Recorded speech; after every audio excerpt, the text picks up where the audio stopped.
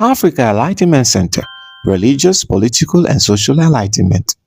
Several people. One was Mossab Hassam Youssef. He's the son of one of the Hamas co-founders who then renounced Hamas and moved away. And he said this about what's going on at the moment in the Israel-Gaza war. Let's take a listen. Any person who put the religious identity above the highest interest of humanity, I have no respect for this people. The majority of the Muslim people identified with Hamas, supported Hamas. Show me how many Muslims out there who condemned Hamas genocide. What was interesting about that is that he was really suggesting that the motivating factor behind what Hamas did and why people are supporting them in such big numbers in the Muslim community is because they're Muslims. It's religion driven. Now, you're an atheist, but what do you think of that, of this idea that it's actually really about religion?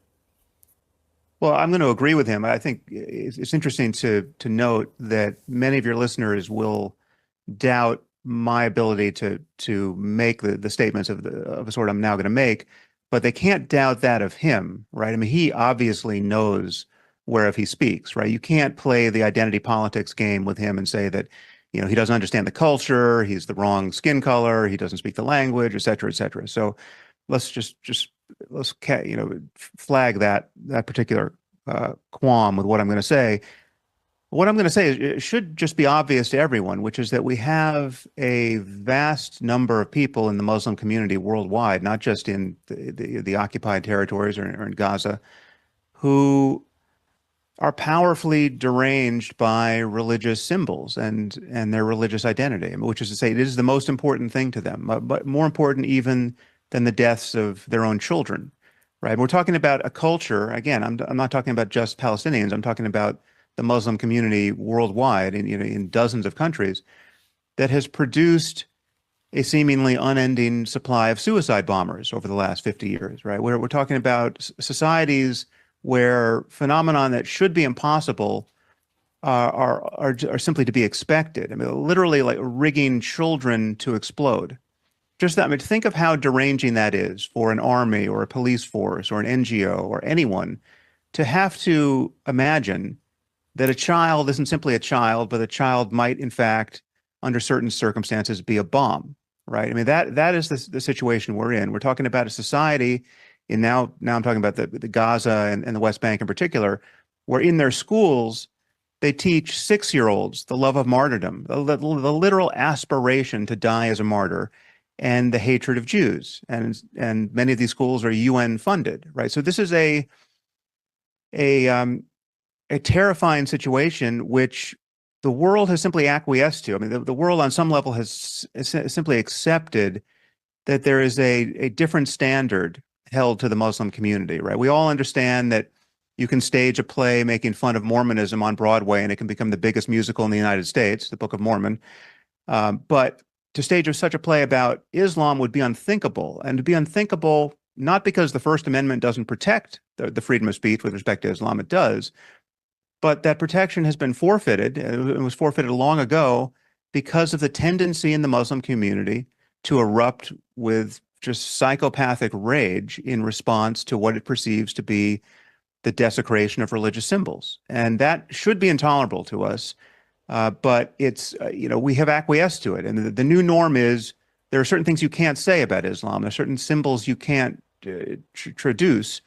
And it's because we know that tens of thousands, even hundreds of thousands of people will march into the streets, even in the capitals of Europe, in response to those blasphemies. Could you flip the argument the other way too? Some people would say that the scale, the disproportionate, as many see it, scale of Israel's response is motivated in some part, again, by a religious motivation, that some of the more hardline, ultra-religious members of Netanyahu's cabinet really do want to have some kind of genocidal war with the Muslim Palestinians. I mean, does it work both ways? Well, it does work both ways when you're talking about a tiny minority of Jews in Israel. I mean, the ultra-Orthodox, the settlers the minority of settlers who are motivated by their religious fanaticism. I think those those religious claims upon real estate in the Middle East are not justified, and they aren't, in fact, part of the problem. And so, yes, the settlements in the West Bank are certainly provocative, and they should be disallowed, right? If we were ever going to get to a two-state solution, part of the remedy there is to disenfranchise the religious maniacs on the Israeli side. But in terms of the scale of the problem, it is orders of magnitude smaller. I mean, not just for that particular region, but for the whole world. I mean, we're talking, there are 15 million Jews on earth.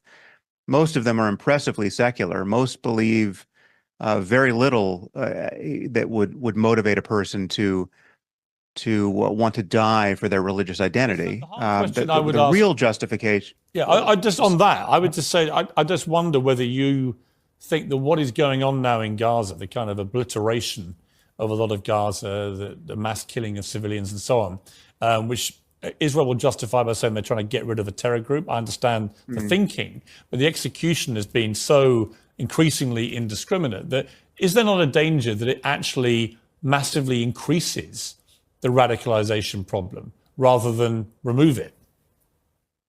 Well, there's two pieces to that answer. One is that the real problem of radicalization, I would say, is not connected in any kind of rational way to real world grievances, right? I mean, so the real problem of radicalization is the level of ideas, right? Ideas around martyrdom and jihad that easily cross borders, and as we saw with the Islamic State, can easily win recruits from 100 countries. I mean, so you literally have people who have no discernible grievance against anyone. I mean, you have somebody dropping out of medical school in London going to fight with the Islamic State purely on the power of certain ideas, right?